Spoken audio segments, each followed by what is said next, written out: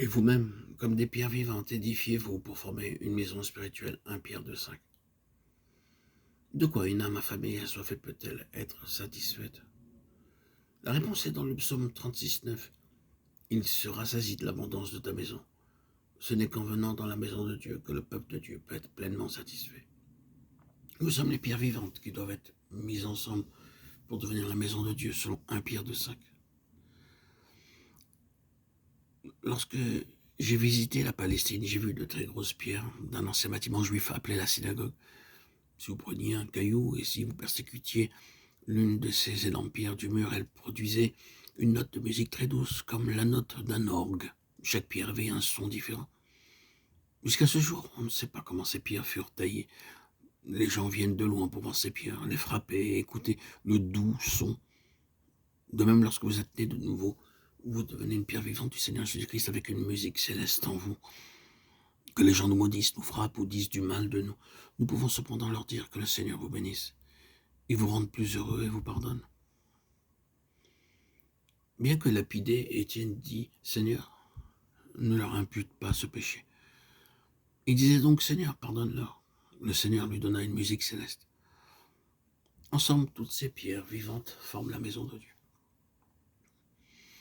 Vous avez été édifiés sur le fondement des apôtres et des prophètes, Jésus-Christ lui-même étant la pierre angulaire. En lui, tout l'édifice bien coordonné s'élève pour être un temple saint dans le Seigneur. Éphésiens 2, 20, 21.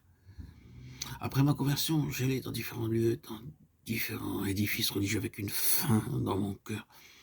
Malgré de si grands édifices, des prédicateurs hautement qualifiés et de grandes orgues, j'en ressortais avec une faim insatisfaite.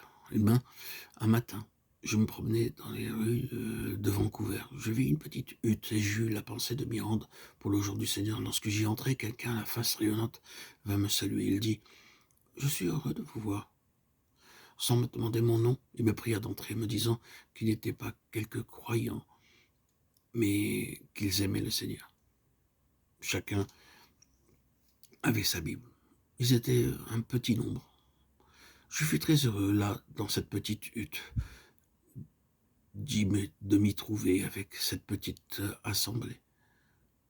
Ce n'est qu'en nous rassemblant avec des enfants de Dieu, en adorant Dieu, en esprit, en vérité, en comprenant le mystère céleste de la maison de Dieu, que nous serons alors rassasiés. C'est ce qui m'est arrivé à ce moment bien précis. Il est triste de dire que beaucoup de croyants ne comprennent pas la signification de la véritable Église, de ce qu'est une Église. Nous, les croyants assemblés, constituons la véritable Église. Et ce n'est qu'en prenant notre pleine part de l'abondance que nous trouvons dans la maison de Dieu que nous sommes satisfaits.